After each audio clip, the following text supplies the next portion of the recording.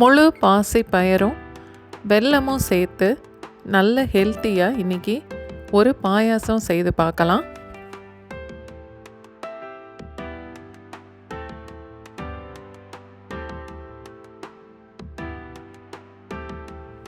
ஒரு பேனில் 1 டீஸ்பூன் அளவுக்கு நெய் சேர்த்துட்டு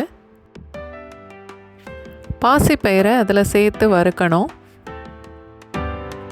அடுப்பு மீடியம் ஃப்ளேமில் வச்சுட்டு கைவிடாமல் கிளறி வறுக்கணும்.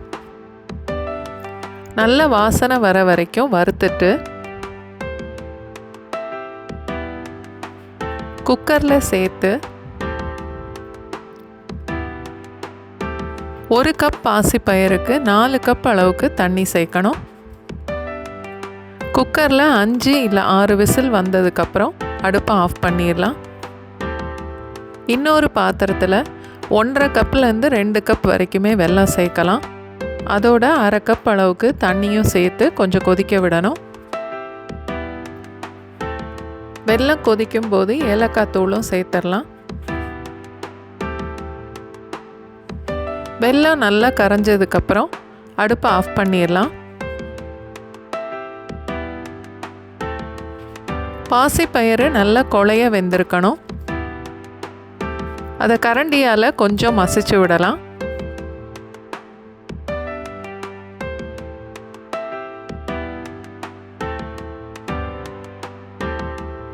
கொதிக்க வச்ச வெல்லத்தோட வேக வச்ச பாசிப்பயிரை சேர்த்துடணும்.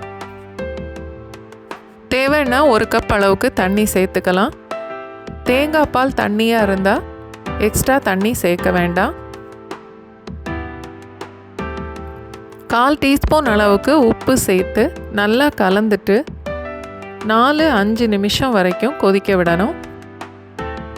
வெல்லமும் பாசிப்பயிரும் சேர்ந்து நல்லா கொதிச்சதுக்கப்புறம்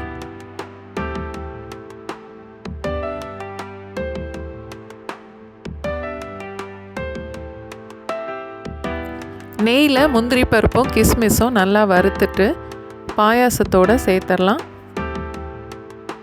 நல்ல கெட்டியான தேங்காய் பால் 1 கேன் நான் சேர்க்குறேன்.